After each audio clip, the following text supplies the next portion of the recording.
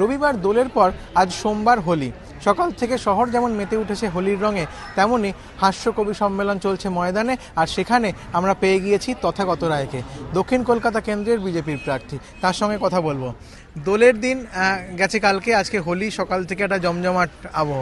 কীরকম অনুভূতি আজকের দিনটা? আজকে আমি এখানে গড়ের মাঠে এসেছি। এখানে হিন্দি ভাষীরা একটা বিশাল হোলি সম্মেলন করছেন এবং সেখানে হাস্যকবি সম্মেলন হচ্ছে। আমার মানে এই জায়গাটা এসে এত ভালো লেগেছে যে বলবার নয়। এটা তো রাজনৈতিক সভা নয়, পুরোপুরি হাসির গান এবং একটা জিনিস যেটা বাংলা থেকে প্রায় হারিয়ে গেছে।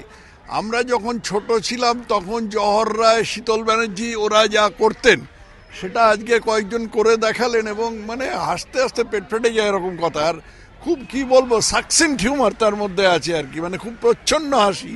এইটা সবচেয়ে ভালো লেগেছে আমার। বিশেষ করে অখিলেশ বেদি বলে একজন বলেছেন, তার তো অসাধারণ হিউমার আর কি।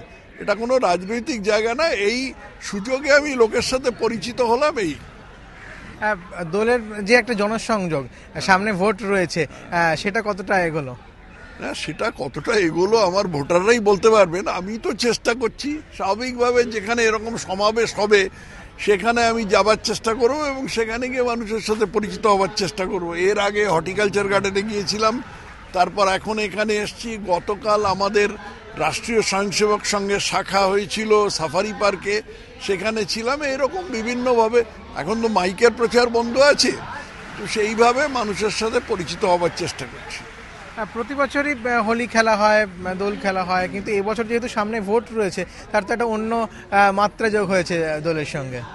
হ্যাঁ, সে একটা তাৎপর্য তো আছে, এটা তো অস্বীকার করলে চলবে না যে এবছর যেহেতু ভোট আছে এবং আমি ভোটে দাঁড়াচ্ছি, স্বাভাবিকভাবে আমার চারটা বেশি থাকবে। সেটা ছিল, সেটা অস্বীকার করার কিছু নেই, তার মধ্যে দোষেরও কিছু নেই।